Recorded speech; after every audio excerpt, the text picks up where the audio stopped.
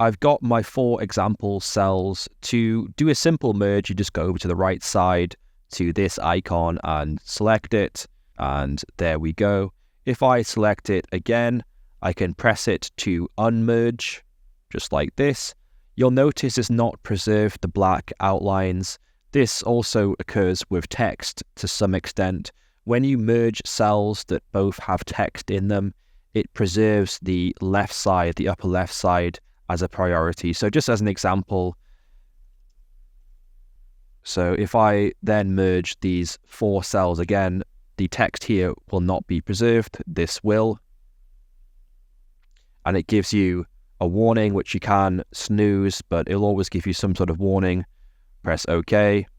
And there we go. The most upper left text becomes the dominant text in the remaining Omni cell, I guess you could call it, that you create.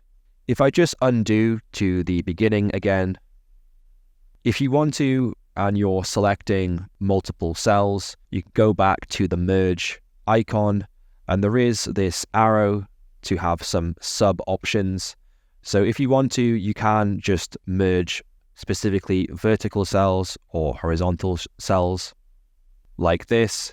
This is quite useful. At the same time, if you want to merge specific cells, it's just easier to select the cells you want to merge, just like this, rather than trying to work out if it's horizontal, vertical. That might be a bit confusing. I just select the ones I want to merge and then just do a general merge. You might be asking what happens if you have formulas in multiple cells. So I've just got a really simple sum formula, the same one in each of these. Let's just do a test, select all of them again, and then merge. Essentially the same thing happens as text. It will just preserve the upper leftmost formula, and so the only remaining one is this formula. So in that case, you might want to copy and paste the formula out of those cells and repurpose it later on.